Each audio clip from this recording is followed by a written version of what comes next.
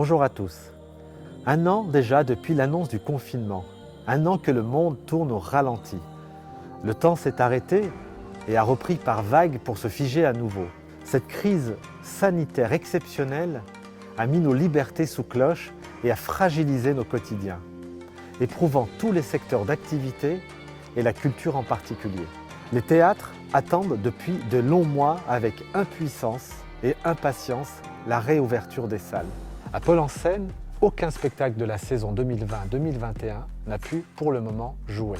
Le défilé de la Biennale, qui réunit tous les 2 ans plus de 500 danseurs amateurs brondillants, a été reporté à la fin du mois de mai dans un nouveau format.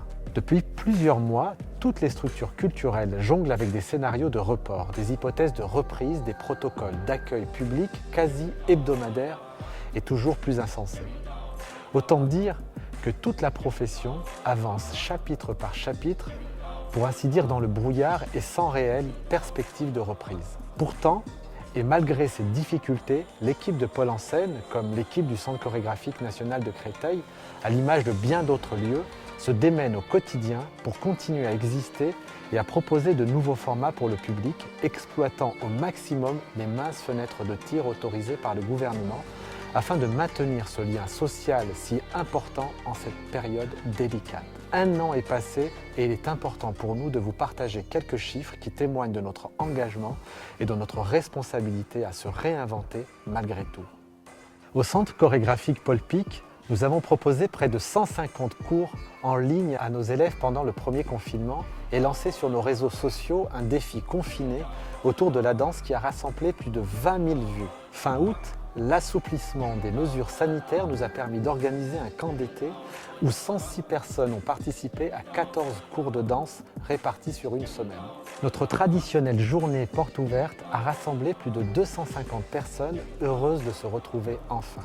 Depuis, jonglant entre les contraintes sanitaires et réadaptant sans cesse nos plannings au couvre-feu, nous avons pu maintenir 191 cours de danse sur 12 semaines d'ouverture, bien qu'aujourd'hui tous les cours de danse soient malheureusement à l'arrêt. Interdites au premier confinement, nous avons pu, dès le mois de juin, accueillir à nouveau les artistes en résidence.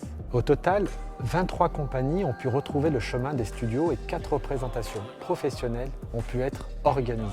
À l'automne, le festival Caravelle a par chance pu se tenir, offrant une véritable bouffée d'oxygène au public, aux artistes et aux professionnels du secteur. Malgré les protocoles sanitaires, pas loin de 9000 personnes ont pu découvrir le travail de 39 compagnies dans 22 lieux partenaires du festival. Dans cette ambiance d'incompréhension et d'incertitude, nous avons mis les bouchées doubles pour imaginer en janvier dernier un nouveau rendez-vous, le concours chorégraphique Dialogue. Grâce à la collaboration avec le CCN de Créteil et du Val-de-Marne et le précieux soutien de la Caisse des dépôts. Parmi 120 candidatures, 5 compagnies ont été retenues pour participer à une semaine de résidence à Pole-en-Seine. Initialement pensé pour être joué en public, le concours s'est réadapté au contexte et nous avons proposé un spectacle en ligne où pendant près de 3 heures de live, 26 danseurs ont proposé une parenthèse artistique pour les 4500 spectateurs installés derrière leur écran à la maison. Et j'en profite d'ailleurs pour saluer le jury d'exception présent à nos côtés ce soir-là. Pour les plus jeunes notamment, en milieu scolaire, nous avons multiplié les rendez-vous. Un marathon de la danse avec plus de 2000 élèves de 36 établissements différents, des ateliers de pratique artistique avec plus de 300 heures données dans les écoles, les centres sociaux ou encore les hôpitaux. Et 3 stages en cirque et en danse que nous avons pu maintenir pour 35 jeunes pendant les vacances scolaires. Cette crise sanitaire nous a certes contraints à annuler tous les spectacles de la saison, mais nous n'avons jamais renoncé à explorer de nouvelles pistes, de nouveaux formats, à élaborer de nouveaux contenus et de nouveaux rendez-vous. Les chiffres précédemment énoncés affichent la volonté commune d'une équipe tout entière déterminée à maintenir le lien de partage et d'échange avec le public et les artistes. Nous ne le répéterons jamais assez. L'art éclaire nos consciences et nous rend sensibles au monde qui nous entoure. L'art demeure essentiel pour tous et merci à vous de l'avoir encore témoigné cette année.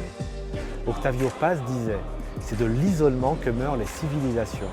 Alors il est plus qu'urgent de réouvrir les théâtres.